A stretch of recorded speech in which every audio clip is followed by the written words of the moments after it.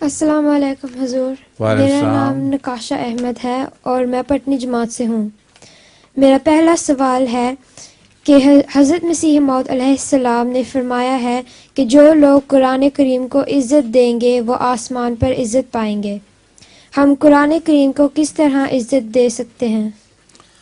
قرآن کریم کو عزت دینے کے بہت طریقے ہیں۔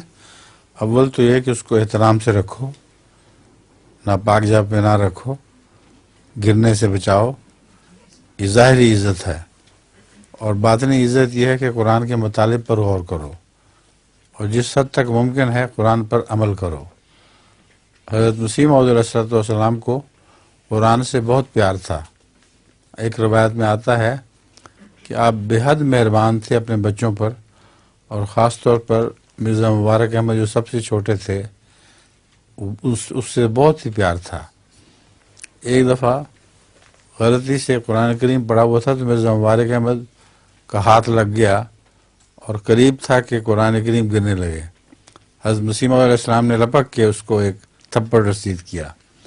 حالانکہ بچوں کو بڑی سے بڑی شرارت پہ بھی نہیں مارا کرتے تھے، تو حضرت مسیح موعود علیہ السلام قرآن کو عزت دیتے تھے اور بہت ہی احترام کرتے تھے۔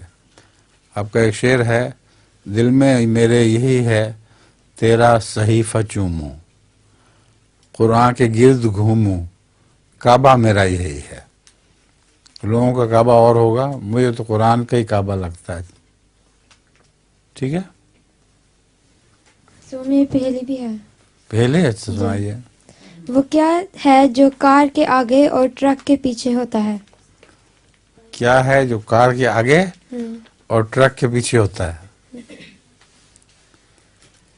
بتاؤ فائدہ۔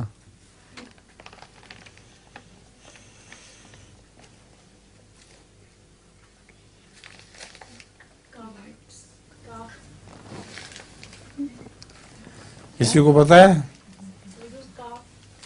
کیا؟ کار کے آگے اور ٹرک کے پیچھے ہوتا ہے۔ میں بتاؤں، وہ کاف ہاں جی۔